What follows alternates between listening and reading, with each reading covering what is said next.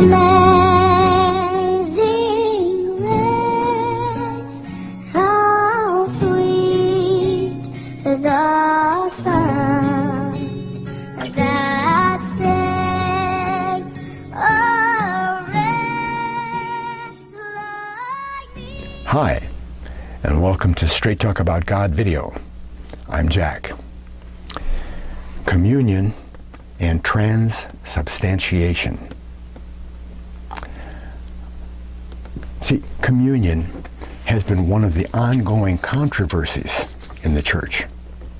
Anywhere you find controversy, you're going to find a major God truth being covered up or attacked. Okay? For instance, tithing. Tithing has been a subject of debate over centuries. And as for communion, some say you can't take communion unless you're a member of the church. What member of the church were the apostles at communion? There was no church, right? Or you have to examine yourself to make sure you're worthy. Some churches even require the pastor to get the board of elders permission to take communion to a parishioner in the hospital. Deny one of,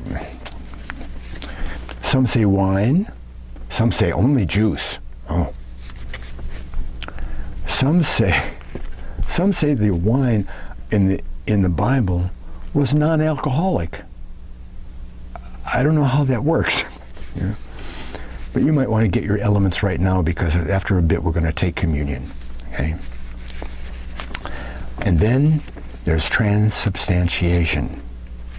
Some say the bread becomes Jesus' flesh, and the wine becomes his blood. Well, now that's what I'd like to debunk, okay? With the help of Dr. Gilbert Lavoie, from his book called Resurrection, which actually deals with the Shroud of Turin. Okay? He writes this: remember Thomas, question everything, think for yourself. Thomas was at another event that marked the beginning of the human drama, which eventually concluded with the resurrection. It was the Last Supper. There was a small group of Jewish people celebrating the Passover meal, and toward the end, Jesus offered them a piece of bread as his body and a cup of wine as his blood.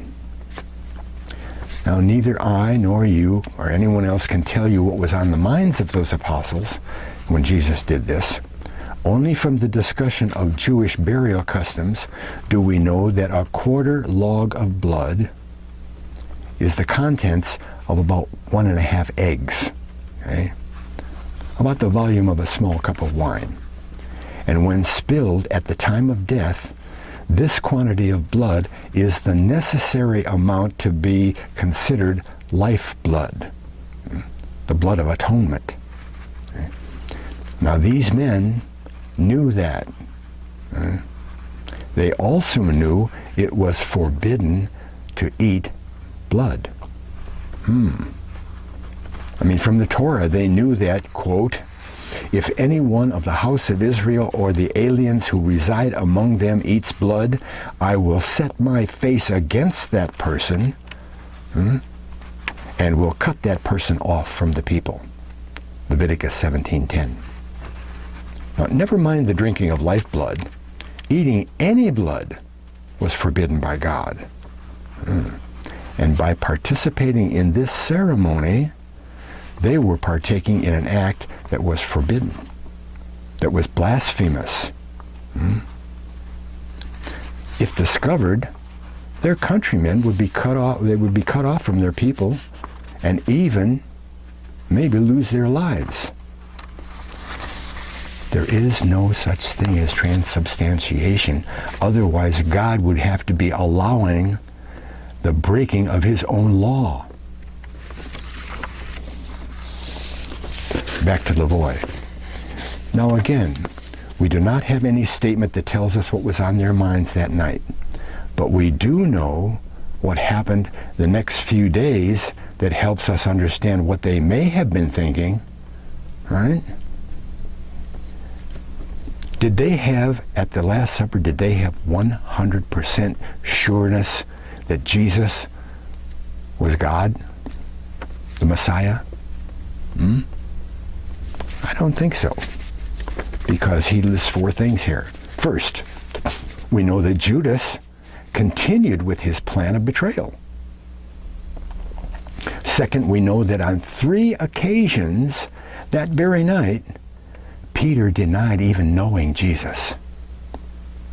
Thirdly, we know that on the Mount of Olives, the apostles ran in fear of their lives and deserted Jesus. Would they have done that if they were 100% sure that he was the Messiah? And lastly, after the crucifixion, we find that these men, living in a locked house, hiding in fear of the Jewish authorities. How many times did they deny that Jesus had resurrected? The women came and said, he's raised up. They didn't believe him. Later on, Jesus upbraided some of them for not believing the women. That was their mindset, Lies, secrecy, living in hiding became a way of life for this small group of once Jesus had gone. Why shouldn't they be in fear of their countrymen? If any had believed that Jesus was the Messiah at the Last Supper, that belief was gone now, for Jesus had died a humiliating death on the cross. They now sat in a locked house, thinking that they had participated in a ceremony forbidden by God.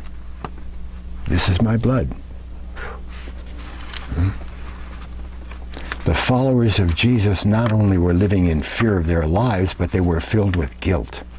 Okay? No one in that house would even whisper Jesus' name, let alone tell the world about a preacher of love and hope and faith.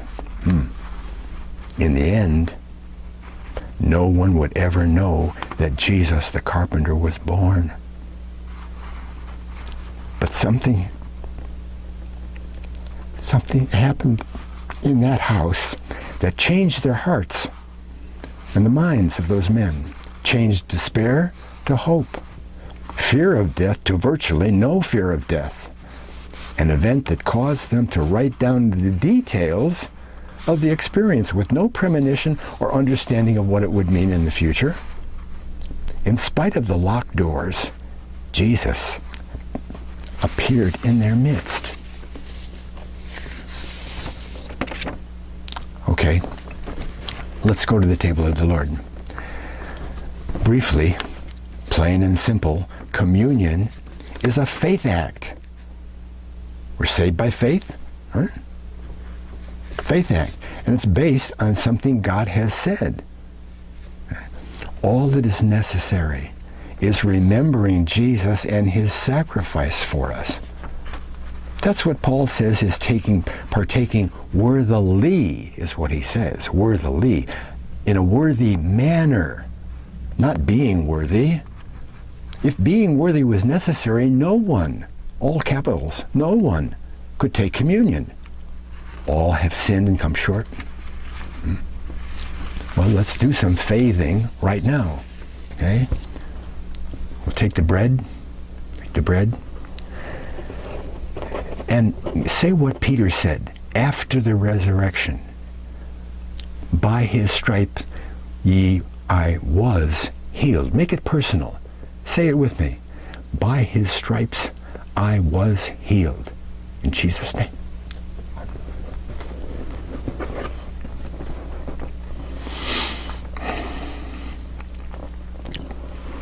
Okay, now the wine.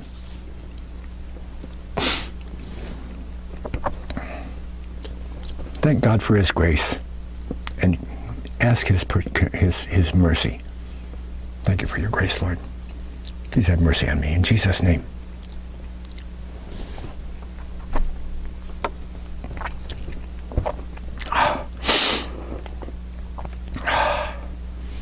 Well, we just got a bit of God's Spirit implanted in our bodies. That's what you get when you act in faith. Implantation of the Spirit. See, at this moment, we're saved. Pretty good, huh? Yeah. Thanks for watching. God bless.